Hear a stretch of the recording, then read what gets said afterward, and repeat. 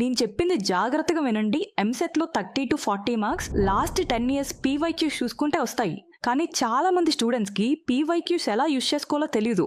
అందుకే ఈ వీడియోలో నేను ఎంసెట్ పీవైక్యూ స్ట్రాటజీ గురించి చాలా క్లియర్గా చెప్తాను. 10 ఇయర్స్ ఎంసెట్ పేపర్స్ అనలైజ్ చేస్తే గానీ తెలియలేదు.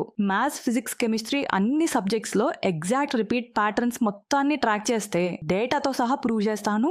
వీడియో చాలా ఎక్స్క్లూజివ్గా ఉండబోతుంది. ఇలాంటి ఎంసెట్ స్ట్రాటజీస్ మీకు ఎక్కడా దొరకవు. కాబట్టి వెంటనే మా పరీక్ష టీవీ ఛానల్ని సబ్స్క్రైబ్ చేసుకోండి. వీడియోలోకి వెళ్ళిపోతే ఎంసెట్లో ప్రతి సంవత్సరం సేమ్ కాన్సెప్ట్స్ రిపీట్ అవుతాయి. లాస్ట్ 10 ఇయర్స్ పేపర్స్ని అనలైజ్ చేస్తే ప్రతి సంవత్సరం ఫిజిక్స్ లో 60-70% క్వశ్చన్స్, కెమిస్ట్రీలో 55-65% క్వశ్చన్స్, మ్యాథ్స్ లో 50-60% క్వశ్చన్స్ సేమ్ కాన్సెప్ట్స్ నుంచి ప్రతి సంవత్సరం వస్తున్నాయి. అంటే దీన్ని బట్టి మనం అర్థం చేసుకోవాల్సింది పీవైక్యూస్ ని ప్రాపర్ గా సాల్వ్ చేస్తే ఎగ్జామ్ లో 50-60% ఆఫ్ క్వశ్చన్స్ ఫెమిలియర్ గా అనిపిస్తాయి. ఆటోమేటిక్ గా కాన్ఫిడెన్స్ బిల్డ్ అవుతుంది. సో ఇప్పుడు నేను ఎన్ని ఇయర్స్ పీవైక్యూస్ చూసుకోవాలనేది కూడా చెప్తాను. జాగ్రత్తగా చూడండి. మినిమం లాస్ట్ 5 ఇయర్స్ పీవైక్యూస్ ని కంపల్సరీ మీరు ప్రాక్టీస్ చేయాలి. లాస్ట్ 10 ఇయర్స్ వి చూస్తే ఇంకా మంచిది. ఎందుకంటే ఎంసెట్ క్వశ్చన్ ప్యాటర్న్ 2014 తర్వాత స్లైట్లీ చేంజ్ అయింది. సో 2014 నుంచి ఇప్పటి వరకు పేపర్స్ మీరు ప్రాక్టీస్ చేస్తే మీకు ఎలాంటి ప్యాటర్న్ లో క్వశ్చన్స్ వస్తాయి అనేది క్లియర్ గా అర్థమవుతుంది. ఇప్పుడు మీరు ఎలా ప్రిపేర్ అవ్వాలనేది చెప్తాను. జాగ్రత్తగా చూడండి.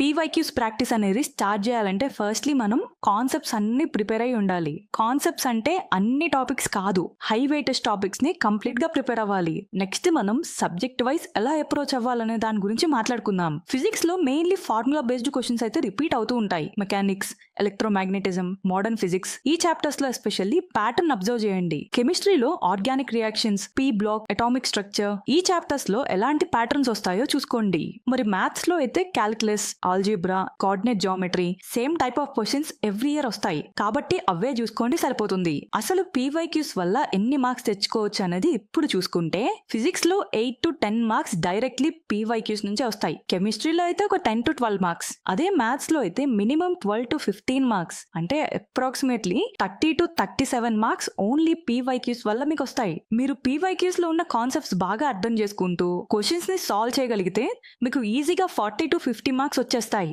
కాబట్టి కాన్సెప్ట్స్ బాగా అర్థం చేసుకొని పీవైక్యూస్ ని ప్రాక్టీస్ చేస్తే స్కోరింగ్ అనేది చాలా బాగుంటుంది. పీవైక్యూస్ వల్ల మీకు టైం మేనేజ్మెంట్ అనేది పెరుగుతుంది. కాన్సెప్ట్ ప్లస్ ప్రాక్టీస్ ఉంటే మాక్సిమం నెంబర్ ఆఫ్ క్వశ్చన్స్ ని అటెంప్ట్ చేస్తారు.